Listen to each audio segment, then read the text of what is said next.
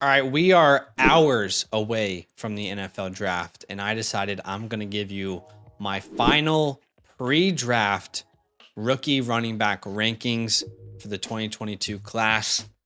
Now, obviously, these rankings will change. Specifically with running backs, I think landing spots are so important. I mean, a lot of these guys are going to get buried. You can now see my tiers. You can now see my rankings. I'm just showing everything, wearing my heart on a sleeve for you, putting my thoughts on a platter for you to destroy here. Now, I think it's super important to know that I am very low on this class outside of Kenneth Walker, Breece Hall. And I'm not saying I have Kenneth Walker higher, obviously, you can see that. But for me, Breece is at the top by himself in a tier of his own. I have said this since December, since we started the scouting process for this year's class. I have said this on every single live stream that we've done. I think Breece is in a tier of his own. I really do. I think he's a complete running back. The production for multiple years in the pass game, in the running game, his dominator rating. I mean, he has done everything to show that he can be a complete running back in the NFL. And a lot of people were worried about his testing. He goes out, he tests like an absolute freak. I think he's in a tier of his own. I really do. Then we have Kenneth Walker. Kenneth Walker is in a tier of his own as well, because I think he's the only other running back in this class that I look at and think he can be a true workhorse in the NFL, right? I think there's enough there from what he can do purely as a runner for him to be a true workhorse in the NFL. I have compared him multiple times to Nick Chubb. I don't think he's the best pass catcher in the draft by far, but I think he is such a good pure runner. I know he's a different player than Nick Chubb, but that's what he can offer, a true one, first and second down back for an NFL team. He can offer that. Now, the tier 3, a lot of you guys are going to say, why is tier 3 so big? All right. From running back 3 to 15, this is my meh tier. Okay, I'll say that. This is my meh tier. All right. Again, I'm not high on this class. All of these guys can have roles in the NFL, but I don't view them as workhorses. And if they become a workhorse, it's because of an injury and it's a temporary solution. Okay. I'm sorry. I don't see anyone in this tier 3. I know a lot of you guys love Spiller. I know a lot of you guys love Rashad, Tyler Algier, Zamir White, Damian Pierce. I know you guys have love for these guys, but I just want to be realistic with what I'm seeing on film. And I'll say this, it wouldn't surprise me if any one of these tier 3 guys turns out to be a starter, but my God, I could not tell you who it would be. I mean, I couldn't tell you. I couldn't look at one of these guys in tier 3 and say, oh yeah, that guy's going to be a starter, because they all have a similar range of outcomes, even though they bring something different. So what I did is I submitted my rankings to our Discord channel, and I said, ask me anything you got, whatever you want. Okay. Ask me your questions. And if you want to be a part of our Discord, join the link in the description. It should be there near the top to join our Discord. We always include our community in our videos. It's really fun. But I got 3 questions from the community. All right. If I didn't answer your question, I'm sorry. I just didn't have time. Question number 1 is from Pauly D27. He says, why is Jerome Ford so high? Now, this goes back obviously to what I originally said. It speaks to how low I am on this class. However, if I put the answer in one sentence, I think he is the most well-rounded running back in that tier 3. Okay. Now let's talk about that. Number 1, his attributes that show up on film. The combination of speed, explosiveness, and power is, I wouldn't say impressive, but it's good enough to be a starting running back. All right. He cuts on a dime behind the line of scrimmage, attacks the biggest hole in the offensive line, has above average, I think, vision behind the offensive line. He does a lot of things really well. I mean, he's a decent pass catcher as well. again, the most well-rounded guy in that tier 3. I can point to other players and say they might do something better than Jerome Ford. For example, obviously James Cook is a better pass catcher than Jerome Ford. Same can be said for Kyron Williams. Maybe same could be said with Isaiah Spiller. Guys like Dameon Pierce and Zamir White are better downfield runners than Jerome Ford. But I think Ford has the most well-rounded game of anyone in this tier. And the second thing I'll say is he dominated after transferring from Bama. I know he had to transfer, but I don't think that this should be something that we hold against players. It happens. Coaches get things wrong. Coaches don't see something in a player and then they go prove it somewhere else. I mean, Jamison Williams, my wide receiver 1 in the class, had to leave Ohio State so he could shine at Bama, right? It happens. But he still was a 4-star recruit. And this year, a team that made it to the college football playoffs, on that team, he accounted for over 30% of their total offense.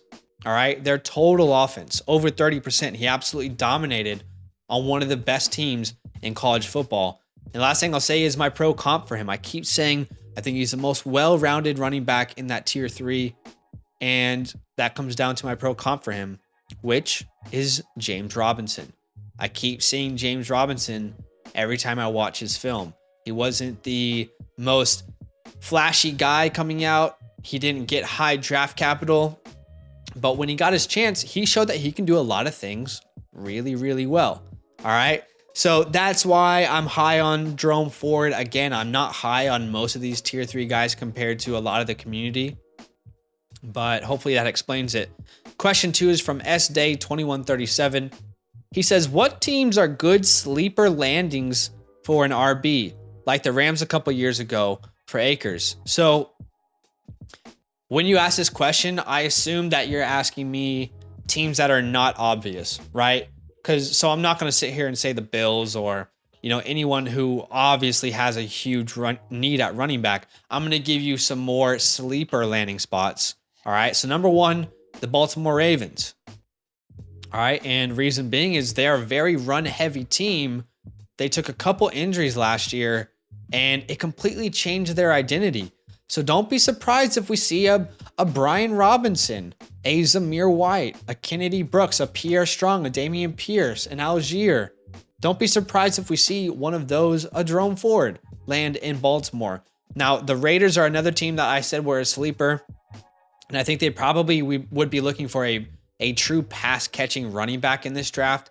I don't think that Drake is a long-term option in that backfield, so maybe you could see the Raiders draft someone like a Rachaad White, a James Cook, a Kyron Williams, someone who has that sort of skill set, a Jerrion Ealy maybe perhaps. Third team I would say is the Chargers.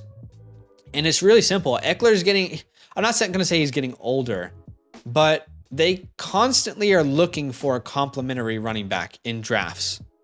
The Chargers are. So it wouldn't surprise me. Number 4, the Titans. Run game is super, super important to them. And they need a true backup. Last year, what happened when they had to hand it over to Jeremy McNichols? I mean, he wasn't even the guy. So they need more depth if the run game is so important to their team. Number 5, the Saints.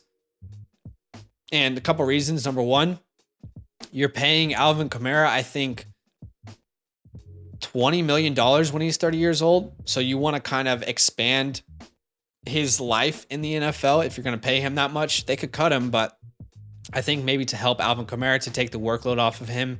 And also, if he is suspended and this team, we keep hearing they think they're ready to compete. Well, I love Mark Ingram, but let's get another running back in there to kind of help Mark Ingram carry the load while Kamara is gone.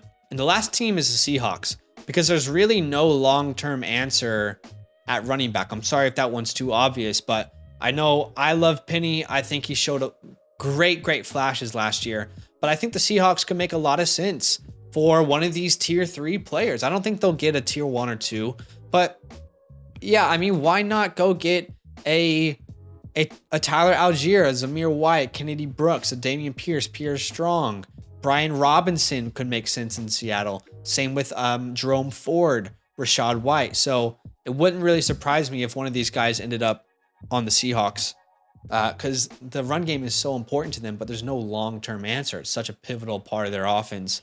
And the last question is from Bratsta. I love saying your name, by the way. Bratsta. Okay, so he says, Pierre Strong in purple means you've got something to say. Definitely curious to tune in and hear it because I've got him top 5. And I am confident I can grab him later at a value as top 10 since the hype is lower. So what's keeping him so low for you? I think part of this goes back to what I originally said when I brought up this tier 3 group. You know, it might be crazy for you to hear, but Pierre Strong at running back 13 is not that far off from Brian Robinson in my scouting grades as far as like how high they graded in my scouting process. So that tier 3, they are all genuinely so close. And I think they can all offer, some of them can offer similar things. Some of them, others can offer other things. But as far as them being successful in the NFL, I think Pierre Strong has probably as good of a chance as Brian Robinson. I'm not going to say Jerome Ford because I think he's the most well-rounded. But from Brian Robinson on, I think he has just as much of a chance to be successful in the NFL as anyone else. Now, the purple running backs are my sleeper running backs. There's an entire document that is unlocked for the people over on Patreon where they can see individual breakdowns of these running backs, of most of them. They can see our scouting grades, most of them at least, and our comparisons, a whole bunch of stuff over there, which is cool. But you can also see the sleepers over there for each position. These running backs are the running backs I'm going to take a shot on in the 3rd and 4th rounds. So for example, Tyler Beatty, Zaquandre White, Terrion Davis-Price, and Pierre Strong. These are all players that in the 4th round, I'm going to take a shot on them because I love their skill sets. Now, Beatty has something different to what Zaquandre does, and Zaquandre does something different to Terrion Davis-Price. Same with Pierre Strong. By the way, Terrion Davis-Price, no one really asked a question about him, but I will say he was very, very intriguing for me to watch. I kept seeing shades of Leonard Fournette. I don't know if it's because he's from LSU, but similar play style, similar run style. I really like Terrion Davis-Price, and I don't see him in anyone's mock draft. So maybe I'm overvaluing him,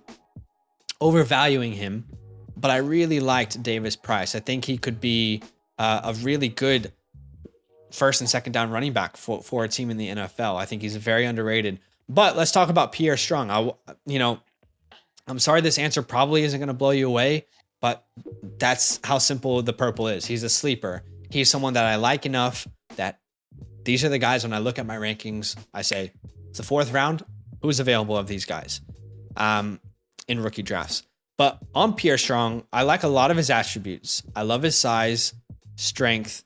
The speed is impressive on film. It was also impressive in testing, as we all found out. And I think he's got pretty good vision. However, I'm not so certain that Pierre is going to get high enough draft capital for him to truly get a chance in the NFL. I'm not so certain that happens. It wouldn't really surprise me if Pierre ends up on a practice squad, right?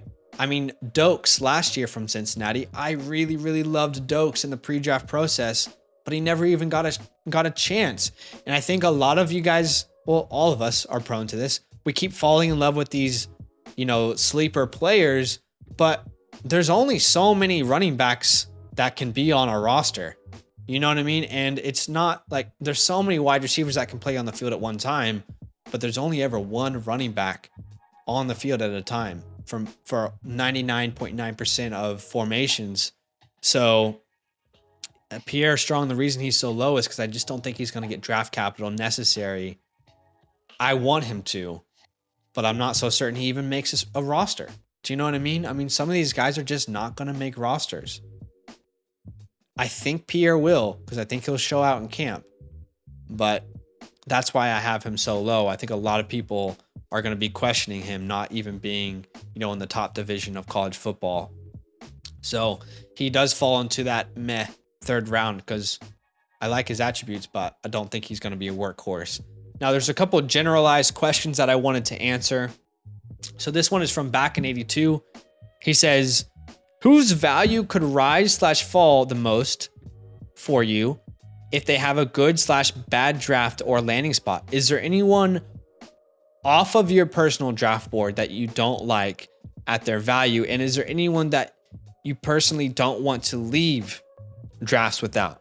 I think the answer to the first question is everyone. Everyone's value can change based off of landing spots. And that doesn't mean that when I see a landing spot, I now change what I think about a player, but it does change how I think they might be valued in a year from now, right? If I don't see a clear path to opportunity, if I don't see an offensive scheme that I like, or the offensive talent around them, or offensive line, or if they're a wide receiver, etc., if I don't see the quarterback I need to, then that would tell me, hey, in a year's time from now, I could probably get this player at a discount. Whereas I have them ranked quite high right now, but I don't need to draft them that high. So landing spot is important for everyone. But as far as your question, is there anyone off my board? Is there anyone that I don't want to leave drafts without? I would say off my board is Isaiah Spiller for the most part, just because I think he's going to go way too high. I keep seeing him go in the first round of rookie drafts. I don't think he's a workhorse running back. I would much rather spend a third, fourth round pick on one of these other guys and take a shot on them. But as far as people I don't want to leave my drafts without, Breece Hall, right? But I can't. I will leave so many drafts without him. But I would say one of these sleepers, right? A Tyler Beatty. I always find myself with Tyler Beatty. I really, really loved his film. Super impressive. I always said it on our live streams, but Tyler Beatty had 5 games where he rushed over 200 yards this season. And that's versus the SEC defense, guys. Tyler Beatty was very impressive. He's just a smaller running back. By the way, the last running back in college football to rush 200 yards for 5 games in a season, Jonathan Taylor. I'm not saying Beatty is Jonathan Taylor, but I'm just saying it's impressive. So Beatty is the one that comes to mind instantly. I love me some Tyler Beatty. Very, very impressive to watch. I'm still not off Kyren Williams. I think he keeps falling, to the end of the third round. I would take him. So I hope that helps you guys. I wasn't able to answer all the questions. Feel free to roast me if you want in the comments. That's all right. I actually love the differences of opinion that are brought to our channel. I think it makes a more complete perspective. And absolutely, these rankings will change after the NFL draft. There is no doubt that will happen. But let me know, what do you think? Comment down below. Yo, what's good? Thanks for watching. We got a lot more videos. A lot more. If you want more videos. Watch it. You can also subscribe. Right now. If you want to. You need to. And lastly, don't forget that you can sign up to support the show and get exclusive content by going to patreon.com/fantasylandfam.